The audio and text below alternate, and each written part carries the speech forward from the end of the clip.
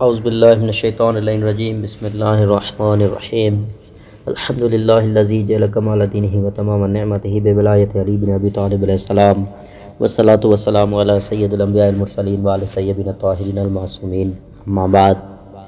فقد قال امیر المؤمنین علی بن ابی طالب علیہ السلام بسم اللہ الرحمن الرحیم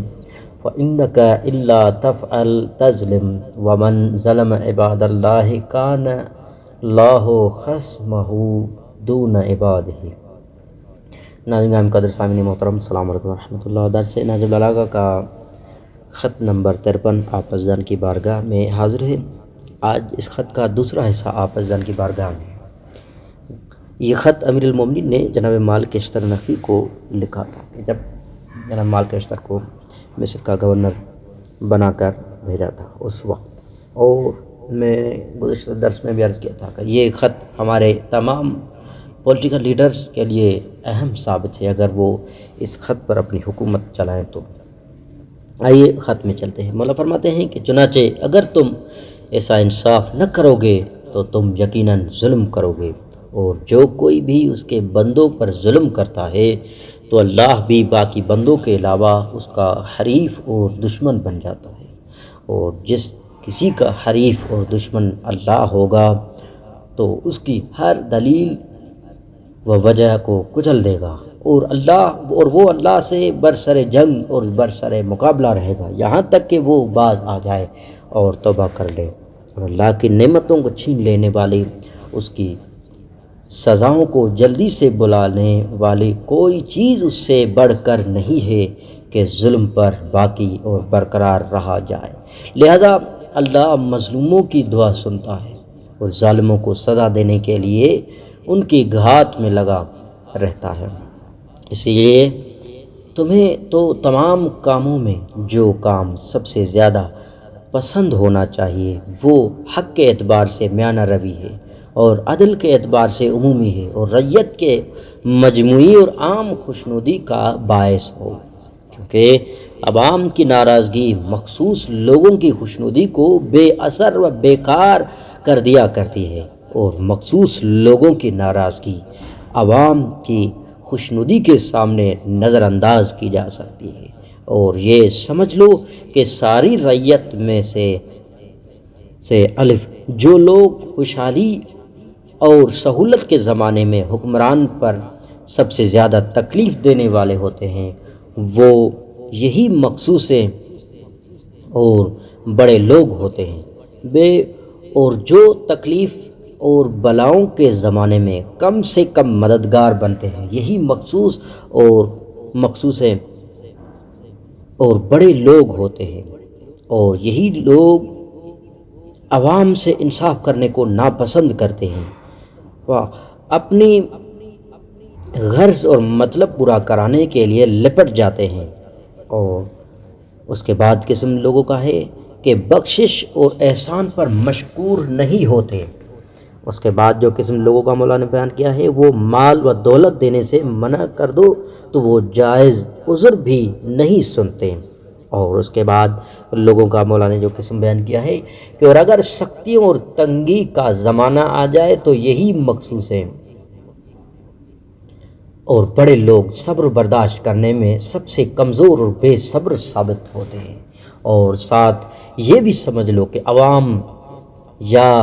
غربا ہی وہ لوگ ہیں جو دین کا ستون و سہارا ہوتے ہیں، جو مسلمانوں کی حقیقی قوت اور عزت ہوتی ہے، اور جو دشمنوں کے مقابلے میں سامان دفاع و غلبہ ہوتی ہے۔ لہذا تمہاری پوری توجہ اور تمہاری تمام مہربانیوں کا رخ عوام الناس ہی کی طرف رہنا چاہیے، اور تمہاری رعیت میں سب سے دور اور تمہارے نزدیک سب سے زیادہ ناپسندیدہ اور برا شخص وہ ہونا چاہیے جو لوگوں کی عیب جوئی میں مصروف رہتا ہو۔ حقیقت یہ ہے کہ لوگوں میں کچھ نہ کچھ عیب تو ہوتے ہی ہیں، حکمران کو ان تمام عیب پوشوں سے بڑھ کر ستاری و عیب پوشی زیب دیتی ہے۔ لہذا جو عیب تمہارے نظر سے غائب ہوں انہیں نہ کھولنا، اس لیے کہ تمہاری ذمہ داری صرف اس قدر ہے کہ تم ان عیبوں کی تطہیر کرو جو تم پر ظاہر ہیں۔ رہ گئے وہ عیب جو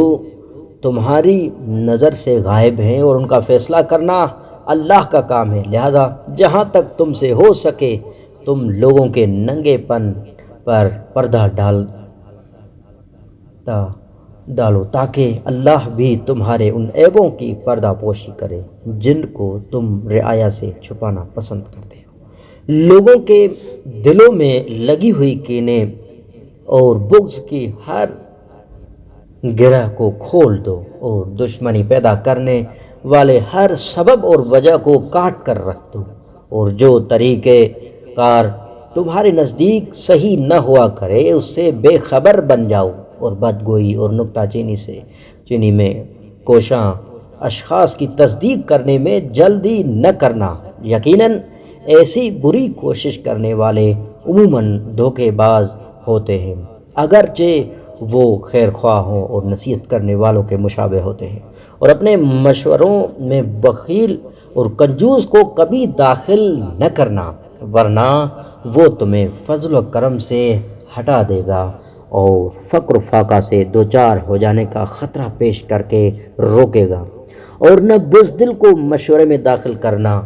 ورنہ وہ تمہیں قوت فیصلے میں کمزور کر دے گا، اور نہ ہی لالچی آدمی کو داخل کرنا، ورنہ وہ ظلم کے ذریعے مال بٹورنے کے فوائد بتا کر تمہیں لالچی بتا دے گا۔ حقیقت یہ ہے کہ بخیلی، بزدلی اور حرص اگرچہ الگ الگ خصلتیں ہیں، مگر یہ سب مل کر اللہ سے بدگمان کرنے میں مشترک رہتے ہیں۔ یقیناً تمہارے لیے سب سے بدتر اور شرانگیز وہ ہوگا جو تم سے پہلے والے شر پسندوں کا وزیر رہا ہوگا اور جو ان کے گناہوں میں شریک رہا ہو۔ ایسا شخص تمہارے رازداروں میں نہ ہونا چاہیے، کیونکہ ایسے لوگ گناہ گاروں کے معاون اور ظالموں کے بھائی ہوا کرتے ہیں، اور ایسے لوگوں کی جگہ تمہیں ایسے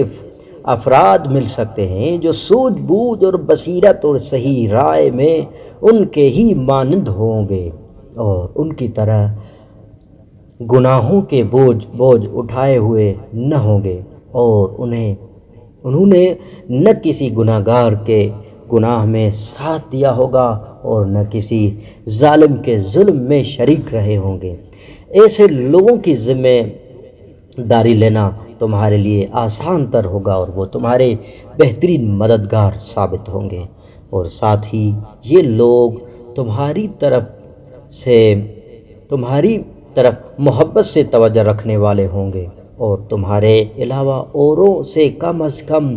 الفت اور تعلق رکھیں گے۔ چنانچہ اس قسم کے لوگوں کو اپنی اعلانیہ اور پوشیدہ محفلوں میں اپنا مصاحب اور مشیر رکھنا، پھر ان میں سے بھی زیادہ ترجیح ان لوگوں کو دینا جو حق کی کڑوی باتیں تم سے کہنے میں بے باک ہوں، اور اللہ کی ان ناپسندیدہ باتوں اور معاملات میں تمہارے کم سے کم مددگار ہوں جو وہ اپنے اولیاء سے سرزد ہونے دینا نہیں چاہتے، خواہ وہ ناپسندیدہ باتیں، واقعات اور تمہاری خواہش سے کتنا ہی میل کھاتے ہوں، اور خود کو پارسا اور صادق القول لوگوں سے وابستہ رکھنا، پھر ان پارسا لوگوں کو اس کی عادت ڈالنا کہ وہ تمہاری تعریفیں نہ کیا کریں اور تمہارے کسی کارنامے کے بغیر ہی تمہارے باطل طریقے پر مدح ثنا کر کے تمہیں خوش نہ کیا کریں، اس لیے کہ بہت زیادہ ستائش اور مدح ثنا آدمی کو خود پسند بنا کر سرکشی میں مبتلا کر دیتی ہے اور آدمی کو مصنوعی عزت کا دل دادا بنا دیتی ہے۔ اور دیکھو تمہارے نزدیک احسان پیشہ شخص اور بدکار آدمی برابر کی منزلت میں نہ رکھ دیے جائیں، اور یقیناً ایسا کرنے سے نیکوں کو نیکی سے اور احسان سے بے رغبت کرنا ہے، اور بدکاروں کو بدکاری میں ترقی کرانا ہوگا، اور لازم ہے کہ ہر شخص کو اس کی اس منزل میں رکھا جائے جو اس کے ذاتی کردار سے لازم ہوتی ہے۔ اور یہ سمجھ لو کہ حاکم کو اپنی رعایا پر پورا بھروسہ کرنے کے لیے لازم ہے کہ وہ ان کے ساتھ احسان اور لطف و کرم کا سلوک کرے، اور ان پر بوجھ دلانے میں کمی کو مد نظر رکھے، اور ان کو ایسی ناگوار صورتحال سے گزارنا چھوڑ دینا چاہیے جو ان کے قابو کے نہ ہوں۔ تمہاری طرف سے اس سلسلے میں ایسے کام اور ایسے سلوک ہونا چاہیے کہ تمہاری رعایا کا سارا حسن ظن اور عمدہ خیالات تم پر مرکوز ہو کر رہ جائیں، اور یہ حقیقت ہے کہ رعیت کا حسن ظن رکھنا تمہارے اعتماد کا سبب و ثبوت بنے گا، اور تمہارے بہت سی دقتوں کو دور کر دے گا، اور سب سے زیادہ تمہارے اعتماد کہ وہ مستحق ہیں جن کے ساتھ تم نے اچھا سلوک کیا ہوگا، اور سب سے زیادہ تمہارے بے اعتمادی کے مستحق وہ لوگ ہیں جن کے ساتھ تم نے برا سلوک کیا ہوگا، اور اس نیک سنت کو نہ توڑ دینا کہ جس پر اس امت کے بزرگ عمل کرتے رہے، اور جس سے امت میں اتحاد اور الفت پیدا ہوئی تھی، اور جس سے رعیت کی صلاح اور فلاح وابستہ رہی، اور ایسی سنت ایجاد نہ کر بیٹھنا جو ماضی میں جاری رہنے والی سنت کی کسی چیز کو ضرر پہنچائے، چنانچہ سنت جاری کرنے والا ہی اس کی پاداش اور نتیجے کا ذمہ دار ہوتا ہے۔ والسلام علیکم ورحمۃ اللہ وبرکاتہ۔ اس خط کا آئندہ حصہ بقیہ درس میں۔